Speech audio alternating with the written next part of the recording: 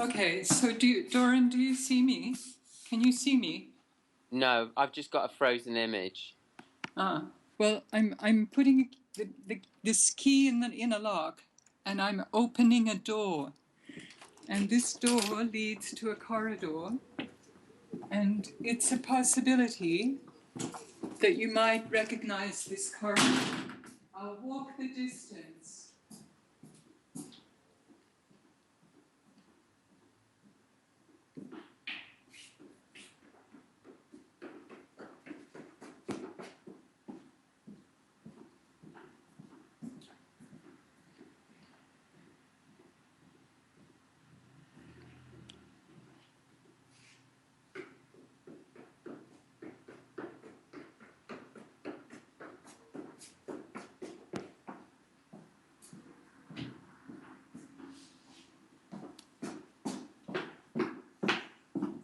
Did you get that?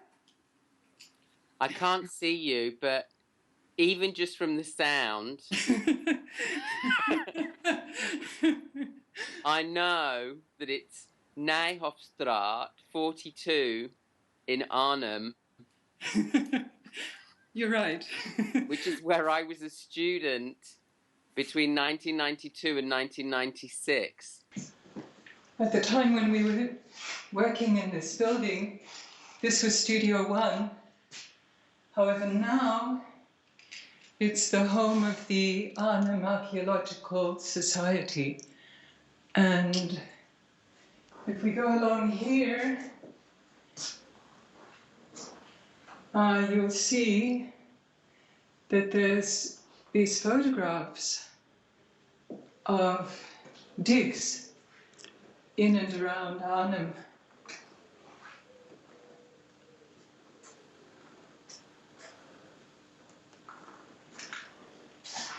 And this particular part is actually in the studio at the moment, and it's the only studio that still has the wooden floors that we danced on. It's kind of amazing that the only original dance floor is in the Archaeological Society's room, because those dance floors were amazing. They were beech wood, oiled sprung floors, and I've never danced on a dance studio floor as good as those floors since all those years ago in 1992. And somehow I love the idea that there's this sort of perfect urn in that room with that perfect floor, and that it's locked, because I feel like I'm also engaged in an archaeological process of digging to try and understand what we were doing in that school and how we came to be in that school and what our practice was. And I guess my digging is happening more in these things, in all these books, and then in conversations with people like you. But also, my digging is digging into myself and trying to understand what my relationship was to the dance practice that we were doing there, and why I had the particular responses that I had. And one thing that I've just lost, where did it go? Oh, here it is. One thing that I feel like is a really important clue to my response to that dance practice is an old photograph that I found, which is this photograph here. And that's me with the kind of punk hairdo and the pursed lips on the far side of the photograph, protesting against Margaret Thatcher's poll tax law that was coming in at that time. And there was actually a riot in Trafalgar Square when that came in. But very shortly before that, I was also protesting against Clause 28, which was a law, a clause in a whole law about education that was brought in to try and prevent schools and local councils from being able to talk about non-heterosexual lifestyles. They were called pretended family relationships. So when I arrived at Arnhem, I came from this right-wing Thatcher's Britain, with all that sort of political fervour running through my bloodstream, and found myself on those beechwood floors. So on a less sort of ferocious, at a less ferocious moment, Doran, you gave me these photographs in London. I wonder if you remember. Me? Less political? When have I ever been less political? Ah! I have to tell you, Eva, that when I gave you those pictures of Charles Ray, it was that was when I was making the piece where I was encased in bricks for the duration of a working day, and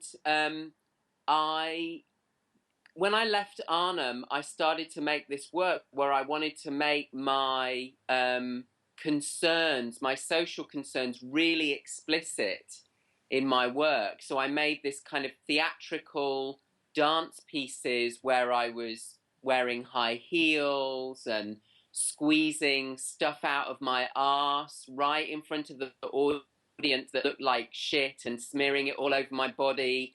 And I was trying to embrace all my sexual diversity and sort of push against what I saw as a kind of clean, abstract, sort of blank slate of dance that was excluding sexuality. And I found that using all those languages, I ended up feeling trapped, actually, inside the symbols of gender and sexuality. And I really returned to a lot of the information that we worked with in Arnhem, and especially some of the ideas that you were so influential for me about, in terms of thinking of the body as a site of abstraction.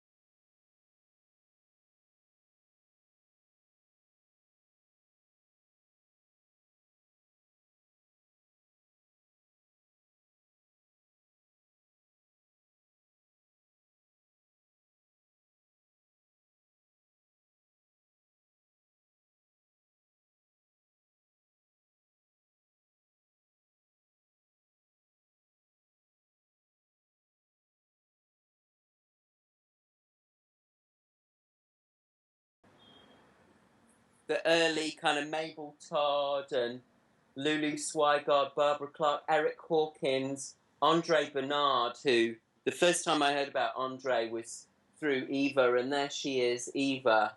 And Eva's like influencing Ishmael Houston Jones and KJ Holmes, who both came and taught at Arnhem and have also taught in London at different times. Anne Robinson is from the Netherlands, not the Netherlands, Australia. And you can also see Andre Bernard via Eric Hawkins influence Pauline de Groot, who's actually started the School for New Ontwikkeling, the school in the Netherlands. And I just kind of want to run around a little bit. You can see Bonnie Bainbridge Cohen is over here. This is kind of a whole New York thing. And Rosemary Butcher, for you London people, you know who she is. She was influenced by Elaine Summers. She was actually dancing with Elaine Summers in New York in the 1970s. And Elaine was an enormous influence on Trisha Brown, who then, of course, Eva Karczag danced for, Lisa Krauss, and they all went off to teach in the Netherlands. They were my teachers. And, oh, look, we've got Simone Forti up there, influencing Pooh, who went on to influence David Zambrano, was in her company, Yvonne Meyer, Jennifer Monson, who all of those people have been and taught in London, and they all also taught at the Netherlands and were a big influence on me. Jennifer Monson, very upfront about queer politics. I brought her to Chisenhale in 2000, I think it was, and she was talking about how improvising was like her activism within the Lesbian Avengers. And then, well, up here, this would be nice for you Brits at the What Now Festival. We've got, this is the London or the UK page, and you can see that X6 is an important part of that. And where's here's Dartington as well, a little earlier, Dartington. And all that mob from over in New York are like coming into Dartington and teaching at X6, and there's all this sort of cross-pollination, some of it very friendly and some of it a little less friendly, because the artists associated with X6 were thought of as being overly political compared with some of the abstraction of the New York artists, which sort of revisits some of the conversation that we've had earlier, you and I, Eva. And then, well, there, you know, and then back to the Netherlands up here, and Australia here as well, where in fact another kind of interesting little social historical piece is that when Eva and Nanette Hassel and Russell Dumas started this company called Dance Exchange in Australia, that was sort of somehow very influenced by Strider in London, because both Nanette and Eva had been working with Strider, and I think Russell had also worked a little with Strider. And when they got to Australia, it was very few years after the whites-only immigration policy in Australia had been abolished, and people down under were sort of breaking away and saying, we don't any longer want to be influenced by European culture, we want our own independent Australian identity. And they were using this wave of a kind of new cultural era in Australia, Dance Exchange did, to say that their approaches with somatics and improvisation and new choreography were a way in which Australian dancers could embody this sort of idea of being independent from old guard European culture.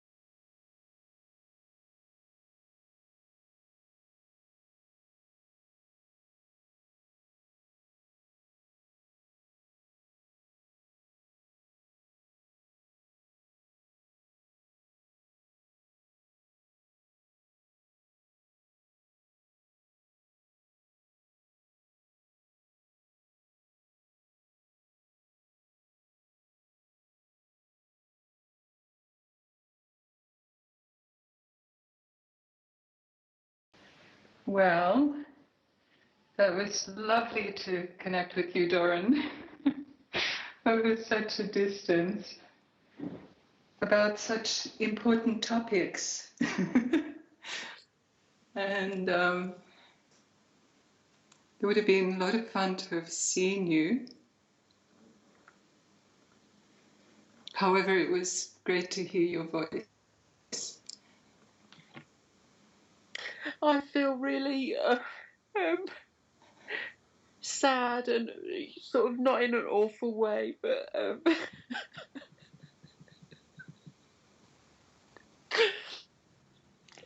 I don't know, there's just, it sort of feels very potent for you to be in that building and for us to be talking about these different issues when I'm writing about it. And, that building feels like such a sort of place that, I don't know, it had a sense of home about it. And the, the people who taught there, and, I guess, I sound like such a sentimental old fool, but I just feel such a lot of love for you, Eva, and for so many of the people that that were my teachers and that are part of our sort of tribe or family or whatever it is, and sort of struggling to make our work happen and investigate ideas. And I don't know, that's that's all I have to say. Well, it seemed rather interesting that at this moment, when it really looks like the demolition of this building is imminent, we should be doing this, that you would invite me to do it, and my thoughts would kind of hone into this particular building where so much history was played out over an extended period of time, and then the way the work here supported so many artists for over a period of about a decade, who came here and earned money and then went back and did their work. So thank you very much for asking me to do this with you. You're welcome. Thanks for joining in, and Thanks very much, Lizzie and Eva, for holding the iPad. Thanks, Eva and Lizzie. Sure. Welcome.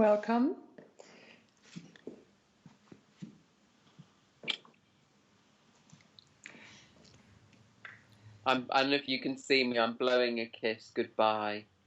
Oh, well, we can't see you. We can't see anything. We can't see anything, so we're just imagining you blowing a kiss.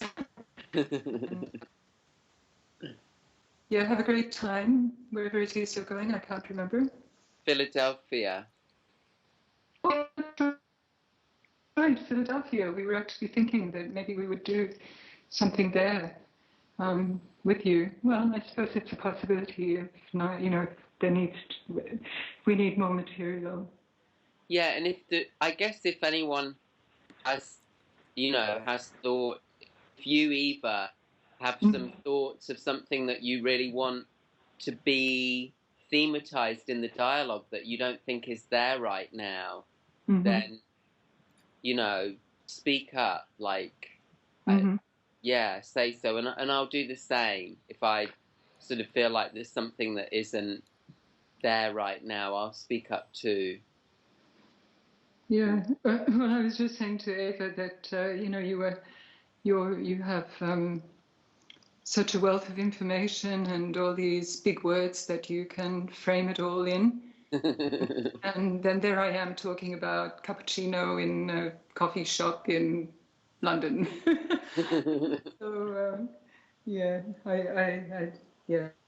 But, yeah, I think if there are things to say more, then we can make contact. And Lucy, I just want to say something to that, Eva, too, that I'm aware of that sort of. I'm aware of the what the training within academia is doing, and how it's giving me this sort of need and ability and making a demand on me to frame things in a particular way. And I think that that's also why the story that you told about the having the cappuccino in the cafe in Soho was so important, and also why having you do some dancing in the studio was important, because the idea of like when you talked about a quiet moment, it felt like you invited the dialogue into a different space, and I know that that's also what will happen when people see you moving, that there'll be an invitation to move into a different space, and that that you have an incredible richness of language and understanding that is something that you carry in your body, that communicates so clearly when people see you moving. So I sort of, yeah, that was also why I was sort of saying I hoped that you would move in the studio. well, I guess my answer to that is that actually all the academic and intellectual stuff can only happen if there's the practice that it's feeding off of. And so I have always felt that the practice is where it all begins. And yeah. Anyway, Eva really has to go because she's this evening. I have to go. And so yeah, I think we need to end. Okay. Ta-ta, everybody. Yeah, bye bye, and thanks very much.